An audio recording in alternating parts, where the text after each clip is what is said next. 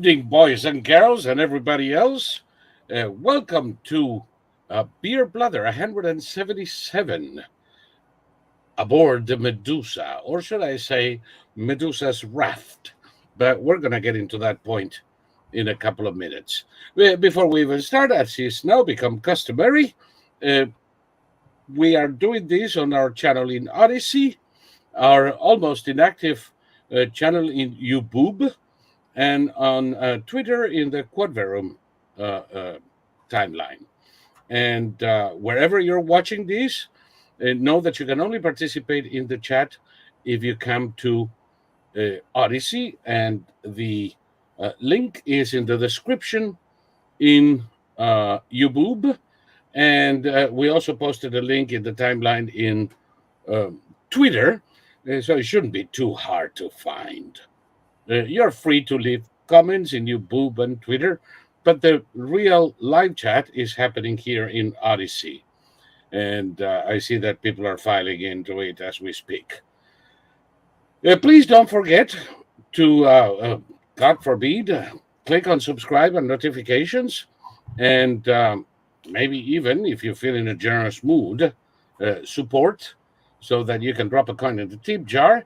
And if you find it in your heart to support this channel long term, become a member. It's only $10, $2.50 per week. Imagine, what the hell can you buy with $2.50? This and more. So please do that. That said, this is Saul Montes-Bradley, the largest human repository of useless information, still from my gilded cage in Florida, together with Thomas Wictor, still in the California Inferno, which is considerably worse than Dante's. And Thomas, how is life in the land of gruesome? Well, it's good. I watched a movie last night. I really like Denzel Washington, so the movie's called, I can't remember what it's called, The Small Things. I think it's called The Small Things, and it's about a cop who he used to work in, I think, L.A., he worked in L.A., and he was a homicide detective, and now he's working as a deputy in Kern County, and he has to go back to LA. He doesn't want to, and he ropes himself into another the continuing investigation of the serial killer who drove him to have a heart attack and divorce, and his whole life fell apart. And the movie is a total downer with a downer ending, and it's like, I don't like movies that have downer endings because I've had too many downer endings in my real life. A movie doesn't have to end with rainbows and, everyone holding hands and singing, and it doesn't have to do that. But I've realized that the movies made by people, movies that basically they're telling you to have no hope about anything. They're made by very vacuous people. Even if it's a very technically well created film, anyone who thinks there's no hope and that everything sucks is vacuous, because Yes, it's just not. I'd go a step further and say they're evil. In I just mentioned the Dante's Inferno. Yes, Dante describes hell as a place without hope, a place exactly. devoid of hope. The lack of hope is hell. Exactly. So that's why I say even evil, but then we get into the banality of evil and all that jazz. It's stupid too. Well, it's just, okay, I don't hold it against any of the actors. It was Denzel Washington, Jared Leto, or Leto, however he pronounces his name, as the purported alleged killer, and some guy who won an Oscar who I'd never heard of, and who spent the whole movie sticking his upper lip out like that. And whoever wrote the movie and directed it, they wanted everybody to think there's no hope and everything sucks. Right. And then he cashed his check and, went off to a party and got drunk and had a wonderful time. And there's hope for him. There's always hope for him. Apparently. He gets, Well, there's always hope for the peddlers of despair. of course. And it's a terrible message. If you're going to make a movie with a message, fine. But it wasted my time, and it wasted the talents of a great actor in Denzel Washington. He made a movie called The Equalizer, where Yes. it's an excellent movie. And Very. he's a complicated man, but he's up against direct evil. And I think the director in this movie was trying to say that the cops, he said it flat out. He had the serial killer character say to the cop, "You and I are exactly alike. And if circumstances were different, we could go out and have a beer together." So this is a guy sending a message that cops are no better than serial killers. And it's like, okay, then how about you go to Somalia or Liberia or a place where there are no cops? Russia, go to Russia and see how you like living in a country with no cops, with all your money. If you have enough money to have your own private army, like the Wanker Group, then I guess you're okay. If everybody knows they're not going to get in trouble for anything, we're seeing it in all our big cities, our blue big cities. People are doing whatever they want because they know they're not going to get in trouble. And that's not most people. That's only a small percentage of people, but it's enough to ruin the quality of life of the entire city. And it's a stupid, stupid message that cops are just as bad as criminals. And it's like, you're an idiot. I would love to give people like that, I would love to give them 5 minutes inside my head and see if they really think they have it so bad. Fuck no, you scared me already. They wouldn't make it. Nobody out there who's bitching about how terrible life is would make it 5 minutes inside my head. Yet I'll be 61 on August the 6th. And kiddo. I plan to be 71 and then 81 and then 91 and then 101. And probably I'll have to call it quits around then. I may not make it, but I want to. I don't live without hope. Even we're going to be talking about a lot of hopeless sounding stuff tonight, but I'm still but the thing is this: I just said the peddlers of despair. That there is a thing about democracy, a word everybody uses and nobody knows what it means. No. Which is, in its purest form, kind of like the tyranny of the mob. Of course. The best way to win an election is to instill fear in people. Mm-hmm. Ever since the Adams-Jefferson campaign to this day, it is the agitation of phantasms, the ghost, the things that are going to destroy our lives, that drives the ignorant mob to a particular demagogue who is denouncing the evil that surrounds us. And it always works. Yeah. Because people buy into these narratives with an ease that makes me wonder if Homo sapiens is the right name for them. But yeah, because it's the Homo non-sapiens. Well, the thing about these people, it used to be accepted that the way to win an argument was you project onto somebody. I'm convinced now that the average journalist and the average leftist politician, they don't see themselves. They don't. They're in a sense they're very aware of their own actions, but they don't see their own actions as tyrannical and demagogic Yeah. and dictatorial. I saw those Just Stop Oil idiots are really active in the UK right now. Yep. There was a woman who's trying to get her little girl to the hospital, and they were saying, well, but we're doing this for her. We're doing this for her because if she survives, meaning if we don't murder her by being in the road, Right.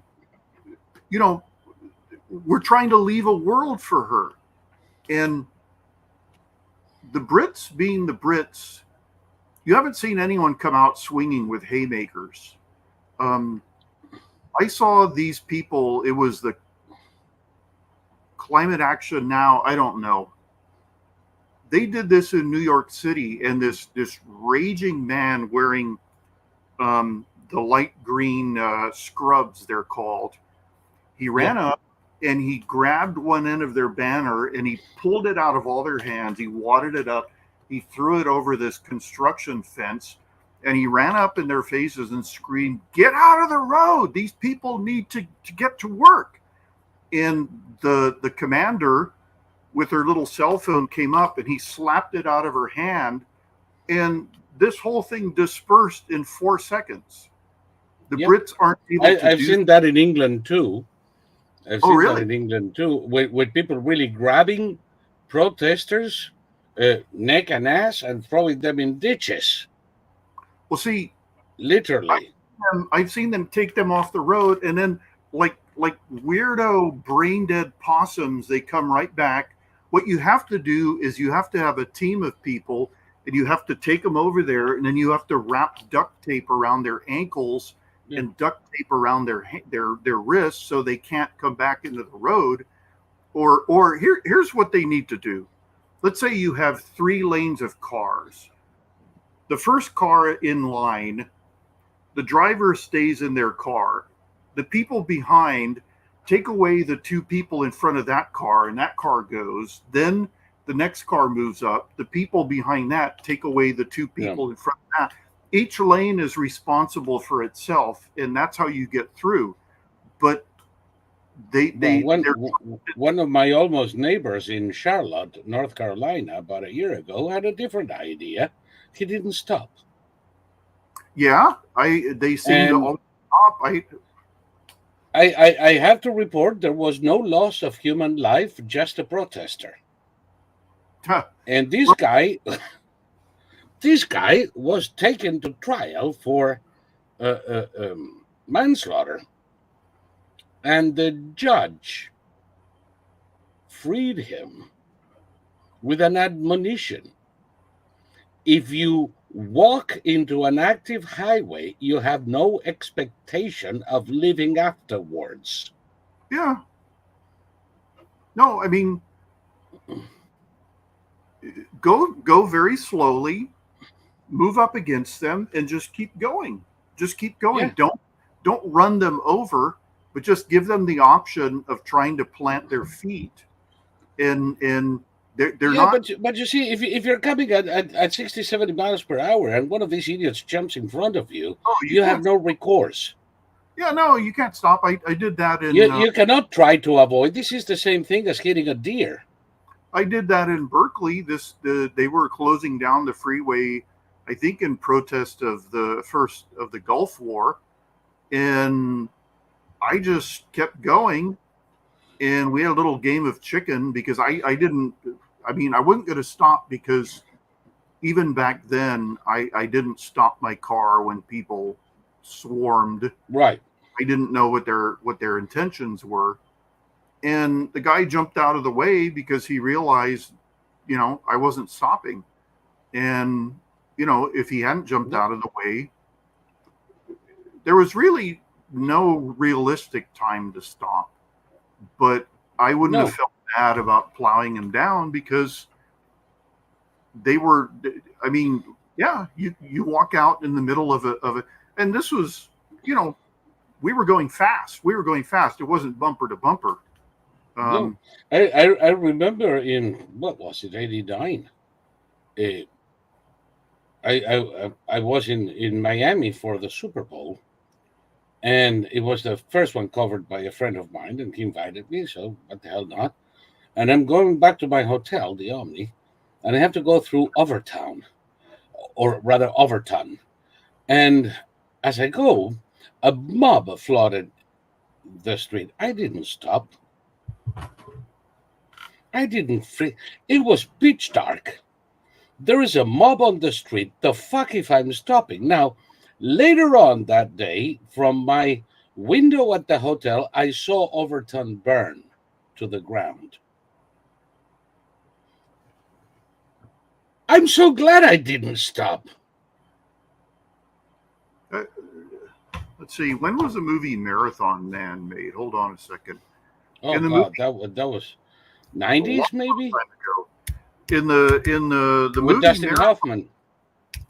in the movie Marathon Man, 76. Oh, that much There's older. a scene where they're shutting down the Paris streets in order to protest pollution.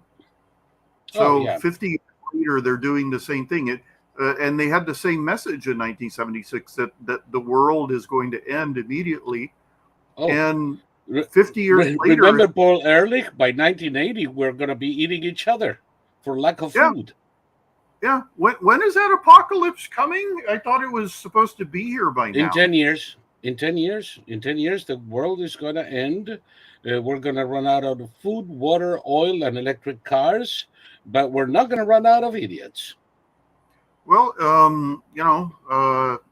I'll be 71. I'll have lived a good life.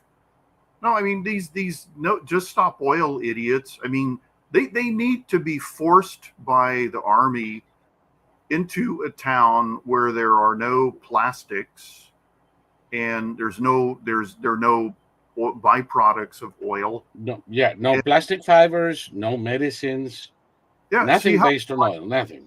yeah, see how they like living in the 18th century for a full year and then see what they Yeah. have to say coming out of it.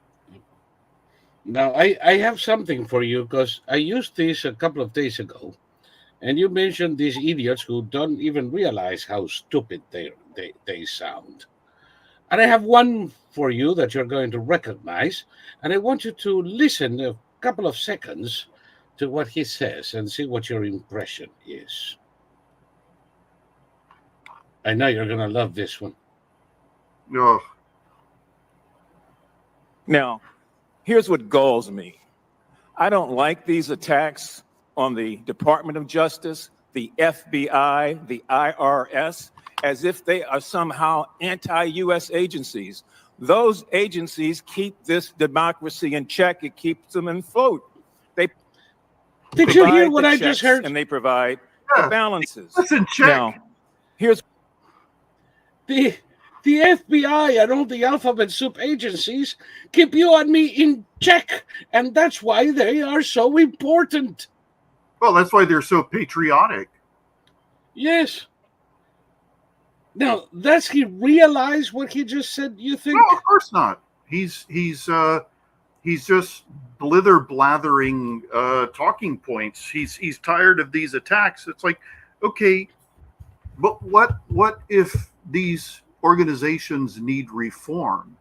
You guys are Kwesi and Fumi. He has no problem attacking the cops. You could make the same arguments about the cops. I'm tired of these attacks on hardworking men and women of law enforcement. You know, I mean, none of it makes sense. It's retarded. No, but just remember, an attack against the DOJ and the FBI is un-American. I would think is an exercise of my First Amendment rights, but hey, what do I know? I'm just a fucking hillbilly. The First Amendment is part of the Constitution, which was written by white men, by dead white men. So, you know, it's overly. We're the only industrialized nation with a Constitution and Bill of Rights. Look at how well all the others are doing. Let's just remind everybody. the French government fielded a death squad. Okay, an official French government. It was known as the Action Group, and, and it was a death squad. They murdered people. Remember when they bombed the Greenpeace ship in Australia, in New Zealand? Yeah, no, I mean, it again, beware what you wish for. Let's see, France has tribunals of mass judges. They've passed laws that allow them to strip a French citizen of their citizenship. Yes. Okay. That can't happen in this country. You can't have an American citizen stripped of their citizenship. It's Yeah. A few exceptions before the nitpickers arrive. If it is a naturalized citizen who lied in order to obtain citizenship, but those are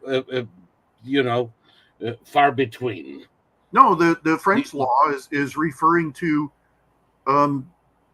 people who have done everything right, but the government doesn't like them for whatever reason. Yep. You can have your citizens stripped from you, and then where are you going to go? There isn't a country in the world that's going to take you. So probably Russia. That's where all the shits end anyway. Yeah, Russia. Holy God! I guess it's time to explain the raft of the Medusa and what it means. There we go. It's a beautiful painting at the Louvre in Paris. Yes. Yeah, this is the raft of the Medusa, not the Medusa itself. Yeah, the Medusa was a ship that was on its way to Senegal, and the captain had not captained anything in over 20 years. He'd been a landlubber, but he was appointed by the Bourbon. I guess they were kings. No. Yeah. The Bourbons. The Bourbons. He was not the Bourbons from Kentucky. No. The Bourbon Kings, which is the same family essentially as the current king of Spain. Let me just make sure I can get the year right. Okay, so 1810. Now, this guy was a nobleman, and I won't say his name because I can't. He was a viscount. That's all I can say.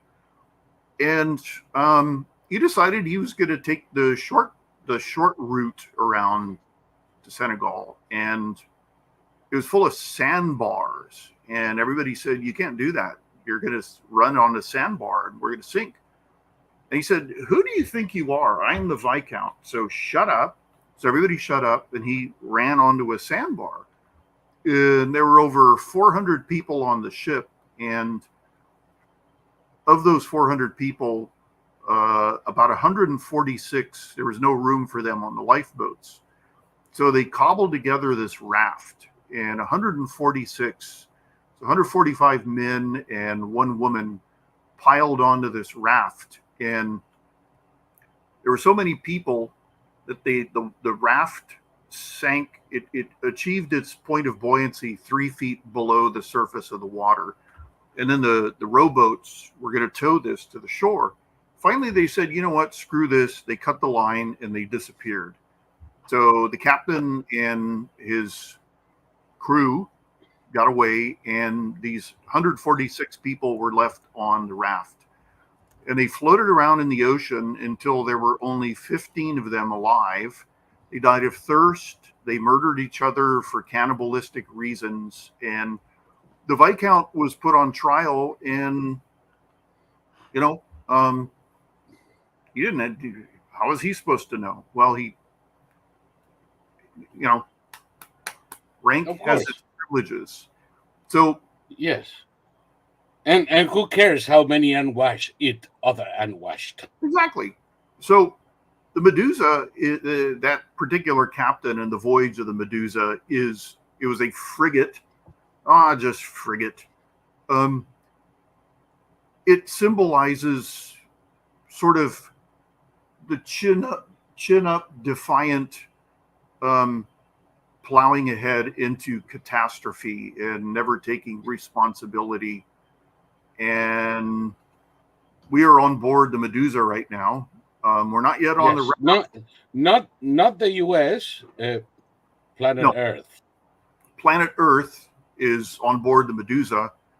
The captain, for the most part, is a guy named Vladimir Putin, who too many on our side still like, and Can you he's building up troops. He sent Russian paratroopers to the Polish border, and he's telling the Turks that if they escort any grain ships in and out of the Black Sea, he's going to sink them. So Putin is trying to pick a war to NATO's. Oh, and he's, like you said, he's threatening the Baltics again. And yes, you have a I have a little video so people know.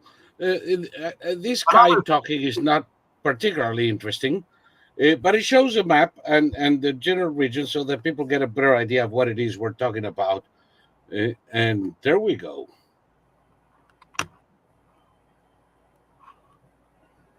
And what he's doing basically is reflecting old Cold War doctrine that says that we'll put pressure on NATO. Can you hear it? In response to the problem we're having internally.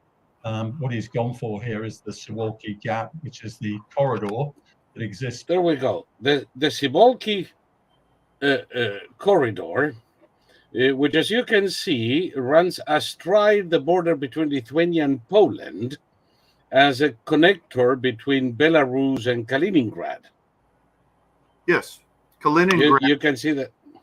Kaliningrad is what's known as an exclave rather than an enclave. That is actually Russia, and it has no land connection to Russia. So the Russians are there is a passageway that's allowed, but it's demilitarized. That's the agreement we made. And that's the agreement. There was when Russia kept Kaliningrad at the breakup of, I mean, during the Soviet Union, nobody gave a shit. Right. But once the Soviet Union broke up, then Lithuania, Belarus, and Poland and Russia entered into treaties that allowed for the free transportation of goods and persons by rail and road through this particular corridor to Kaliningrad, so that Kaliningrad could be supplied by land. Now, the caveat to this is that it is a demilitarized zone and that the right of passage dies with threats of use of force.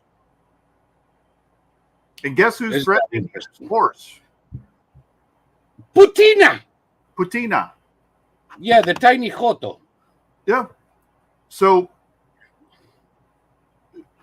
okay, there were a lot of people who said Putin wouldn't dare invade Ukraine.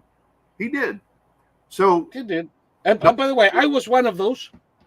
Well, don't say, to everybody listening, do not say that he wouldn't dare pick a fight with NATO, because the Russians believe that the stakes are so great that NATO will never go to war with Russia. To this day, they believe that. They think the extent of NATO's activity is to give weapons to Ukraine. Yeah. So they believe that by daring, and that's because they didn't read the documents from the NATO summit. Oh, because that would give them pause. But look at that. To what you said just now, I was one of those who thought that Putin was not crazy enough to actually invade Ukraine, that he was going to threaten, that he may make a land grab in Luhansk or Donetsk, and that was the extent of it, because he didn't have an army that could successfully wage a war in Ukraine, particularly if NATO supported Ukraine as was bound to be. Now, 550 years later, Putin's ass, days, did I say years? God, time seems never to pass around here. I've aged 500 years in the past 500 days. And whatever passed for a Russian army is no more. The weaknesses of the Russian air force and navy, I think, have been exposed beyond the most incredulous objection. And now we're talking about, or rather, he's talking about, militarily occupying this corridor to Kaliningrad. Now, the biggest difference, and they say, and you've observed it, and I have too, that Putin refers to Lithuania and Latvia and Estonia as NATO's underbelly. Yes. The weakest point in NATO. I don't know why he comes up with this shit, because Article 5 applies to them as much as it does to France. This little corridor is on land of Lithuania and Poland, both full members of NATO. If NATO responded the way it did to protect Ukraine, that was not even a member, though it will be at the end of all of this shit. Can you imagine what the NATO reaction would be to Russia occupying land in NATO countries? Well, also, the Pentagon has confirmed that it isn't Wagner troops that are in Belarus. It's regular Russian army troops disguised as Wagner troops. Specifically, we have a lot of paratroopers. And the Russian offensive doctrine is to use paratroops as the shock troops, the first ones in. So there are paratroopers building up all along the Belarus border with Poland. And the fear is that they are going to cut into Poland in order to take the land beside the Polish side and, of course, the Lithuanian side of the corridor. And the Poles are going to go and eat sausage and dance polkas and not mind, right? Well, see, the Russians hold the Baltic states, specifically the Baltic people, the Lithuanians, the Latvians, and the Estonians, in total contempt. And they believe in their little black hearts of hearts that everybody else does too. So we're not going to risk a full-on shooting war with Russia just to protect balls.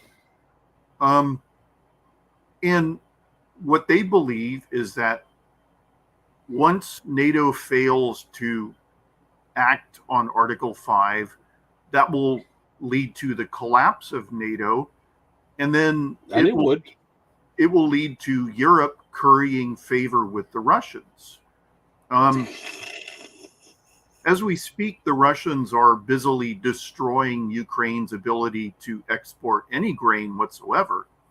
So whether, or I mean, they've been bombing the Odessa every single night. The port of Odessa every night, not too successfully, I might add. And we've discovered a couple of things with this bombing of the port of Odessa. They've lost more than 70% of the missiles they lobbed at it. And in taking them apart, we found out that the motherboards, the electronic components of the guiding systems are all US made. Yeah. And they're Texas Instruments. They come from a AMD. They come from another smaller manufacturer near Cupertino. That doesn't mean they're being supplied right now. No. Remember that the sanctions were initially put in place a year ago, and I'm sure that they still have a stockpile of shit that they built. But the thing is, they have no technology of their own. What you and I have been saying is now well documented that the Russian technology is an oxymoron. Yeah. They don't have any. And without supplies from the West, they won't be able to keep this charade up for long. No. And what everybody has to understand is that you can't take any news coming out of Ukraine at face value. The Ukrainians are lying out of operational security. They have a vested interest. The Russians lie and they say, like the Black Knight in the Monty Python Search for the Holy Grail, 'tis but a scratch, as he's lost all 4 limbs. But the Ukrainians lie Come and say, back, you coward! Fight me! I'll bite you to death. The Ukrainians say we're on the edge of survival because they want the Russians to believe that, because the Russians will believe that. They want to. They want to believe that. And, you know, I watch a lot of stupid stuff on YouTube by military experts who claim that this or that is a failure. And, you know, the Ukrainians started out, the New York Times reported that the Ukrainians lost 20% of their Western hardware at the beginning of the counteroffensive. And it's like, they didn't put 20% of their Western hardware into use, so they couldn't have lost it. That was weird. Something black just flew over my head. It'll land somewhere, out of sight, out of mind. It'll land in Area 51. Whatever. It's only about this long, so whatever it is, it can go to hell. Yeah. But the Ukrainians aren't committing their Western hardware to these probing attacks. So, but nobody in the New York Times knows anything about military tactics. So they just report what some janitor in the Pentagon told them. Their source, their anonymous source. Yeah. You know, somebody with a beef, somebody with an axe to grind, or just somebody who wants to pretend that he or she is a big fat expert. So, or it was put out by the Ukrainians. Maybe they want the world to think that they lost 20% of their hardware and that it was all a disaster. You know, it's in their best interest for the Russians to think they're weak and defeated. Putin obviously does. Every time Putin war is deception. Yeah, all warfare is based on deception. When strong, pretend you're weak. Yeah. And Putin, according to this FSB defector, who was the highest ranking FSB officer to ever defect, he defected at the beginning of the campaign. He said that Putin gets all his information from his inner circle and from Russian propaganda. So Putin's on another planet. Well, no, that we know. Van Dien here from Saigon says, stupid question. By the way, whenever Van Dien says stupid question, it ain't stupid. No question. She does the same thing I do, you know. Please tell me, maybe I don't understand. You know, I'm just a hillbilly. But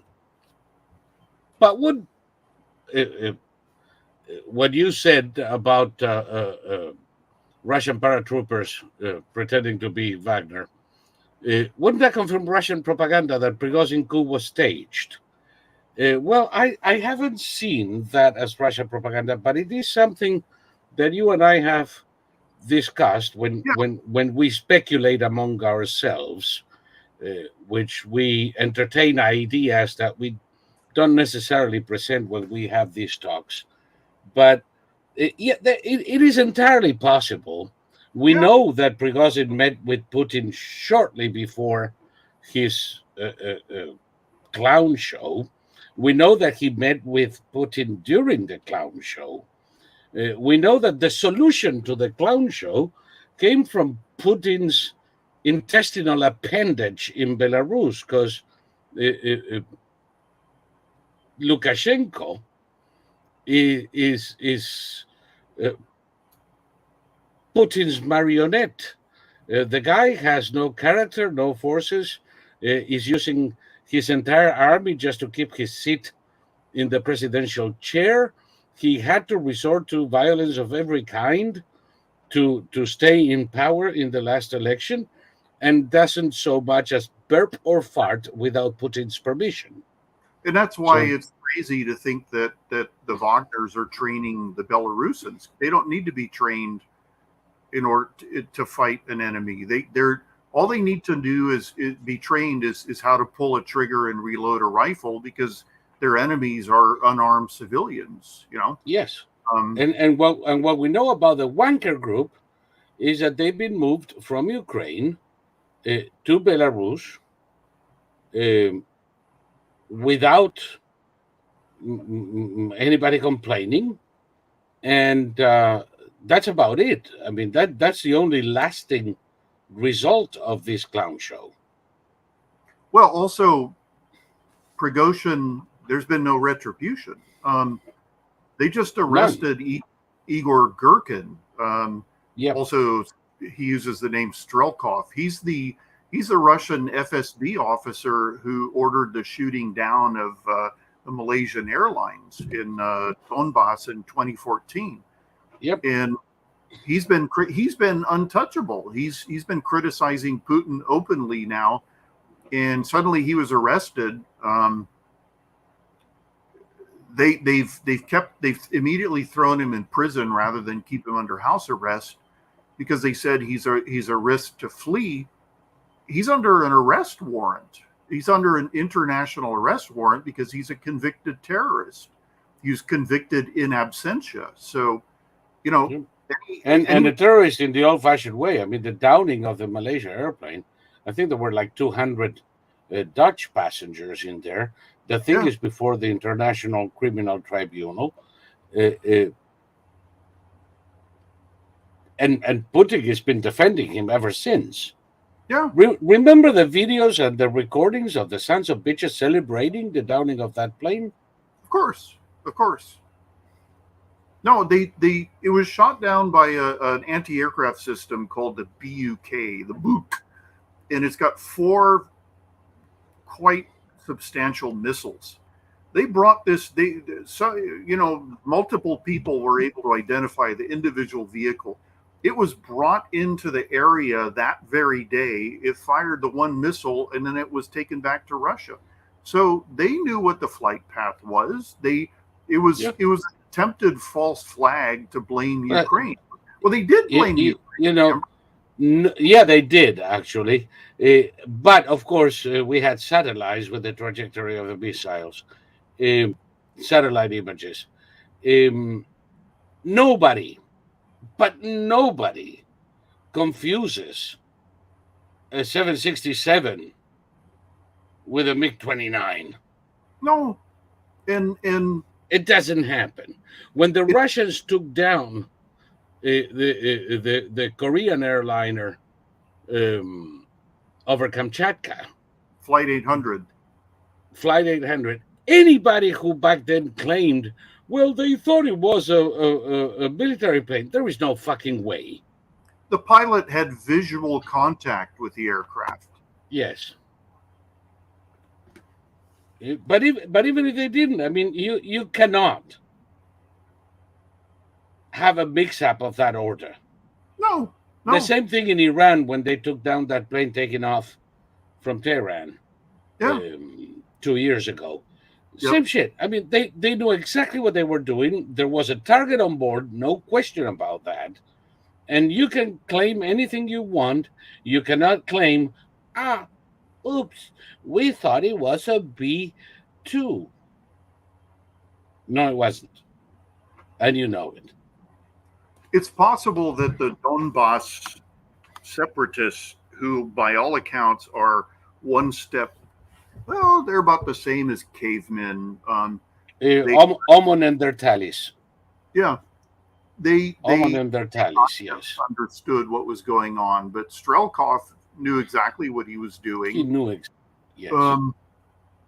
And they blamed the Ukrainians. Remember, they said that the Ukrainians were using that they were using the civilian aircraft to mask their own flights. And that lie was repeated in this country ad nauseum. And it was the same canard that the Russians used with the Korean Airlines when they said that it was being used to mask spy flights. Yeah. 40 years, they're still using the same excuses. Okay. They cannot even claim originality anymore. The Belarusians shot down a hot air balloon. They have hot air balloon races, and this balloon was blown off course. And the helicopter that shot it down, they had visual contact. They knew it was a helicopter, and they shot it down anyway. It's what they do. And we've had 2 world wars, so don't think that the current situation can't spiral into a shooting war with Russia. It can, but the good news is it won't last very long. And I wouldn't bet my house that Russian nukes don't work, but I think it's far more likely that they don't than they do. I'd bet my house. Well, see, okay, here's something. The Russians have this anti-aircraft system. I think it has missiles. Anyway, they sent 6 of these. They took them out of storage and they sent them to the front line. And one of the guys who received it, he filmed and he made a verbal report that he posted on social media. He said they gave us 6 of these things. They brought them in by flatbed, by train. 5 of them do not work, and the 6th is so dangerous that we don't dare start it up because it'll explode. And he said they didn't send us any loaders, so we can't load the ammunition into this thing. Each one has a different problem, and it's all due to the fact that the plastic and rubber has rotted, and they're full of electrical shorts. So, but it is freshly painted. He said that's the only thing. They freshly painted these junk heaps, and they sent them to us. And he said this is what we're expected to fight with, because their reports. One order comes in and it says send 6 of these to this position, and they haul it out of the storage room. They paint the green paint over all the rust and everything. They load it up on the flatbed. They what they do is they hook. They put a hook through the towing hook, and they have a winch, and they winch it up onto the flatbed so it's not been driven. And then they drive it there, and then they pull it down with the same cable. So the thing, it won't start, the turret won't turn, the missiles won't fire, there are no missiles, there's no way to load it, and one of them will explode if you start it up because the electrical system is so shot. And you're telling me that they have kept all their nukes in tip-top working order? I don't believe it. I just simply don't believe it. Don't believe it. Bet your house on it. You're not going to lose it. By the way, say bye-bye, YouTube. And